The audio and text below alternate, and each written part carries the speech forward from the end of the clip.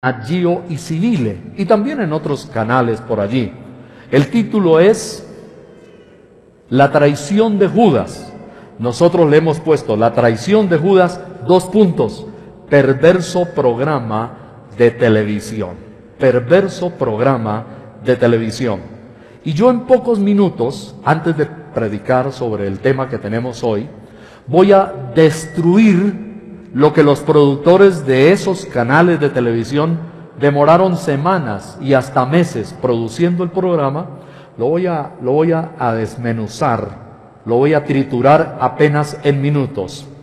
En este programa, La traición de Judas, los productores muy astutamente, para introducir el programa, presentaron la posibilidad de quiénes fueron los verdaderos traidores de Jesús.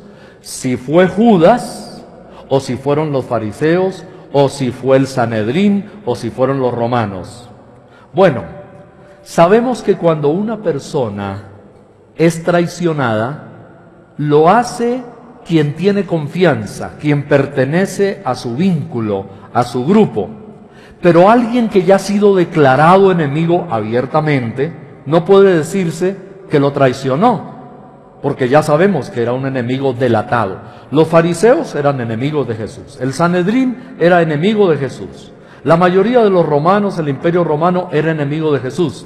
Entonces, enfocar el programa diciendo que quien traicionó a Jesús, si fueron los fariseos, es un error, porque ellos no necesitaban traicionar a Jesús, ya eran enemigos declarados. Sin embargo, le dan ese enfoque para llamar un poco la atención. En este momento, yo voy a hablar, primero como teólogo, como siervo de Dios, y segundo como periodista en el enfoque del programa. Debo decir además que en ese programa entrevistaron a algunos profesores de teología de diferentes universidades en Europa, en los Estados Unidos y en otros lugares del mundo. Al hacer la edición de una manera malintencionada, ellos pusieron pedacitos donde se decía algunas verdades de Jesús, pero luego hacían comentarios y ponían otras entrevistas, y todo manipulado, ya lo van a ver, para dar la imagen que Jesús fue un impostor, fue un falso, y que los evangelistas se contradecían.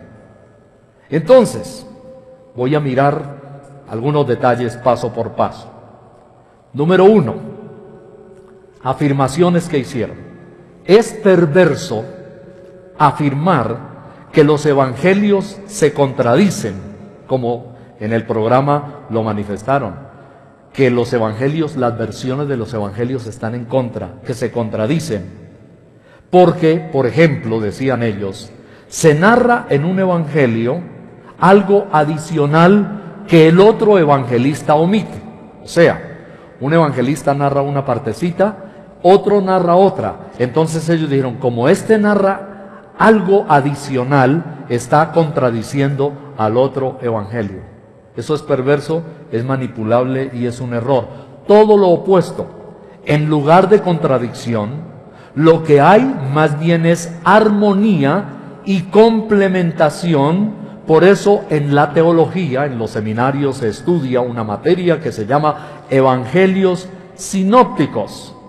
Otra cosa distinta sería si lo que un evangelista dice, el otro lo desmiente. Eso sí es una contradicción. Si un evangelista dijera algo y este dice, no fue así, o diera una versión contraria, eso es distinto. Pero en la mayoría, por ejemplo, al estudiar la Biblia, de milagros y enseñanzas de Jesús de Nazaret, se logra un cuadro completo, como cuando se arma un rompecabezas juntando las partes de cada uno de los evangelios. Le doy un ejemplo periodístico.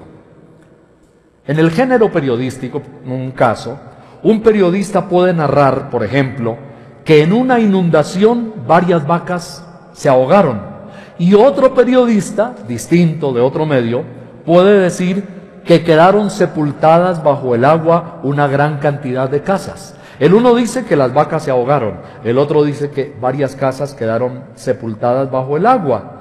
no podríamos afirmar que se están contradiciendo.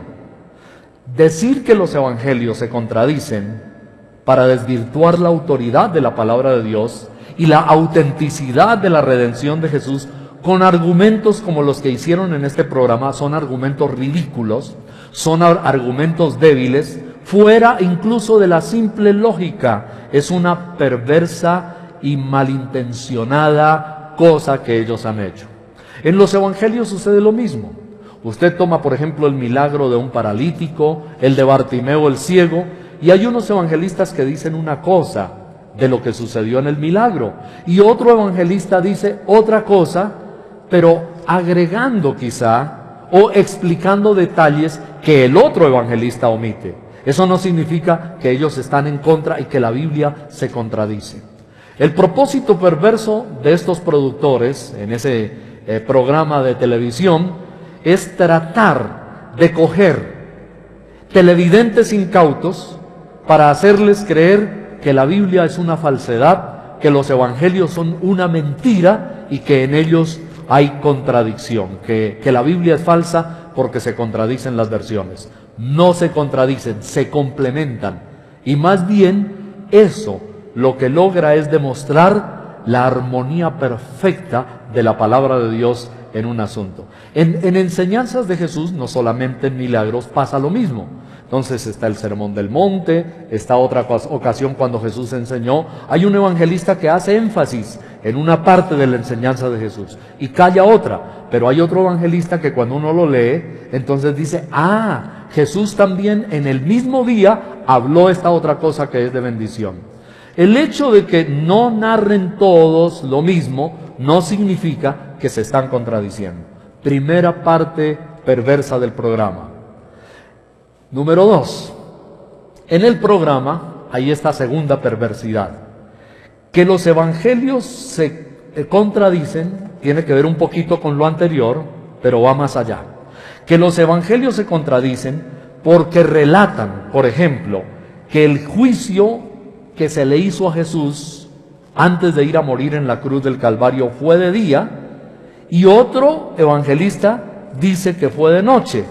En el programa afirman que como en ellos hay dudas, hay falsedad sobre lo sucedido respecto a Jesús de Nazaret. Ese es un asunto que ellos mencionan en el programa. Dice, entonces ahí hay una clara contradicción, porque unos evangelistas dicen que fue de día y otro dice que fue de noche. Bueno, entonces vamos a mirar este aspecto. Este argumento es malintencionado también, porque realmente lo que sucede es que el juicio a Jesús duró toda la noche, como relata el Evangelio de Juan, cuando Pedro también se calentaba cerca de las brasas con la criada y las otras personas que habían allí. Pero lo que sucede es que el juicio no fue solamente durante toda la noche, fue hasta la mañana siguiente, como relatan otros evangelistas. Entonces, eso lo tenemos bien claro aquí en la palabra de Dios. La Biblia, por ejemplo, nos habla de lo que Juan, el apóstol, dice referente a Pedro, que estaba sentado junto a las brasas, y dice la palabra del Señor que estaba allí calentándose. Mientras tanto, los otros evangelistas, por ejemplo Marcos dice, Pedro estando abajo en el atrio, vino una de las criadas del sumo sacerdote. Eso está en Marcos el capítulo 14 y el versículo 66. En el 67 dice, y como vio a Pedro que se calentaba mirándole, dice, y tú con Jesús el Nazareno estabas. Él negó. Entonces ahí tenemos cómo la palabra de Dios nos relata cosas que sucedieron en la noche. Pero en Marcos 15:1 dice, y luego por la mañana, habiendo tenido consejo los príncipes de los sacerdotes. Eso dice Marcos 15:1. En Mateo, dice Mateo 27:1, hablando de lo mismo, y venida la mañana entraron en consejo todos los príncipes de los sacerdotes y los ancianos del pueblo con Jesús para entregarle. Eso dice Mateo.